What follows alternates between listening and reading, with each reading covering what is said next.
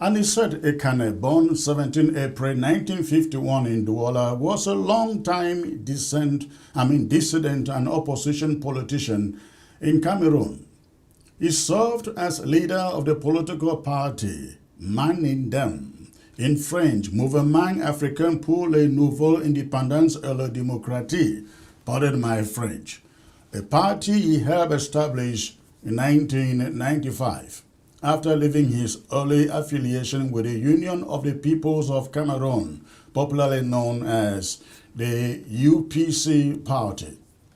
Over decades, Ekane positioned himself as a persistent advocate for democratic reforms, human rights, national independence, and political pluralism, often at personal risk. He ran for president several times, that is, in 2004 and 2011 under the banner of Manindem, though he never prevailed.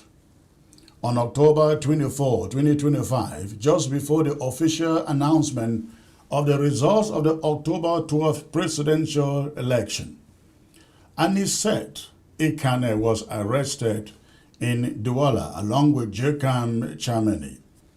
His arrest came as hundreds of opposition supporters rallied behind the challenger Issa Chiroma, who rejected the re-election of longtime ruler Paul Biya and claimed victory for himself. Yaoundé authorities accused Ekane and several other opposition figures of incitement to insurrection, hostility against the state, and other related charges tied to the post-election protests. Ekane was then transferred to Yaoundé, where he was detained at the office of the State Defense Secretariat, popularly known as SED, the notorious military torture center for political detainees in Yaoundé. Members of his party have described the arrest as a kidnapping, arguing that security forces targeted him for his public support of Issa Chiroma. During his detention, Ekane's health reportedly deteriorated sharply. His party and lawyers say vital medical equipment, including an oxygen tank that he used regularly, was seized when his vehicle was impounded by Cameroon security forces in Douala. Despite repeated requests from his family, his lawyers, and party supporters for medical evacuation to a proper hospital, those requests were ignored or denied. Family members say that in the days before his death, Ekane had severe breathing difficulties, and he was, in quote, suffocating. His eldest son said the family had informed authorities about his worsening condition in detention, but nothing was done. Nobody cared. On Monday, that is today, December 1st, at age 74, Anicet Ekane was declared dead in state custody in Yaoundé. The official explanation from the Military Defense Ministry said he died following an illness. They further stated that he had been hospitalized at the National Gendarmerie Military Medical Center and was being treated by the Military Medical Corps and his personal physicians. But his family and party say the account is false. The government account is false, calling his death a murder, and blaming it on neglect, deprivation of necessary care, and the seizure of his medical equipment. The news of Ekane's death has stirred shock and grief across Cameroon and the diaspora. His party has accused the ruling authorities in Yaoundé of orchestrating what they described as a programmed killing. A programmed killing. This is not just about a man who died in detention. It is about what his death symbolizes. A system, a climate, a nation suspended in fear. The case of Anicet Ekane, ladies and gentlemen, as many critics have argued, has become more than a tragedy. It has become a chilling reminder of the widespread perception that political dissent in Cameroon carries unbearable risk. Whether all circumstances around his death will ever be fully clarified or independently verified remains uncertain. But what is undeniably real is the effect, a deepening sense of impunity and dread that hangs like a storm cloud over the regime in Yaoundé. Critics say that his death is yet another entry in the long ledger of unresolved murders, state murders in state custody. Another echo in the hollow chamber where accountability should stand. For many Cameroonians watching events unfold, this felt like another line in a painful pattern, one that opposition figures, activists, and everyday citizens have long associated with a government, a regime they believe operates with heavy-handed dominance. And so, people whisper in Cameroon. They whisper about fear. They whisper about consequences.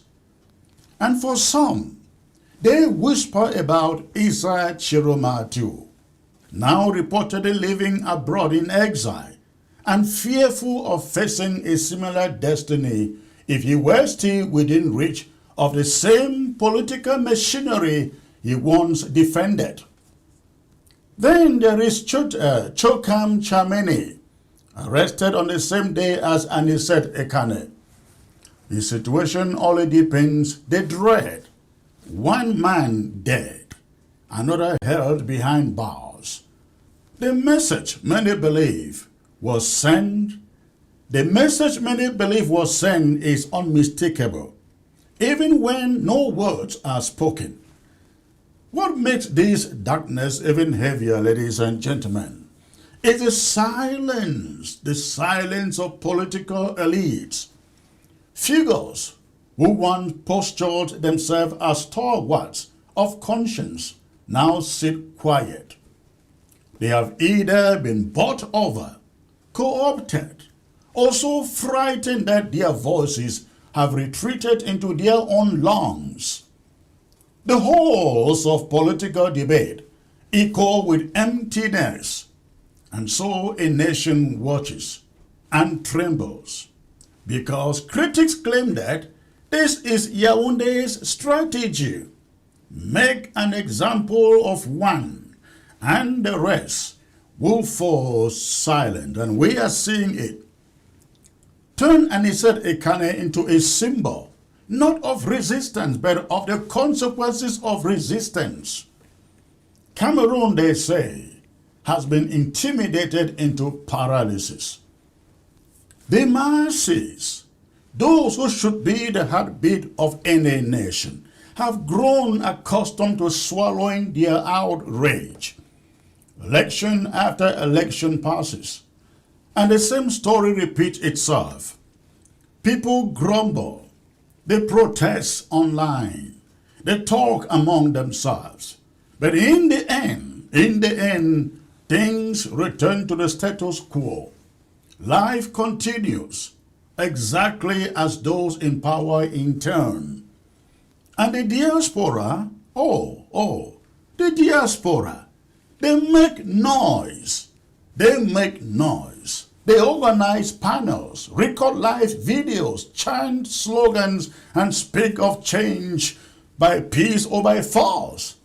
But nothing concrete follows.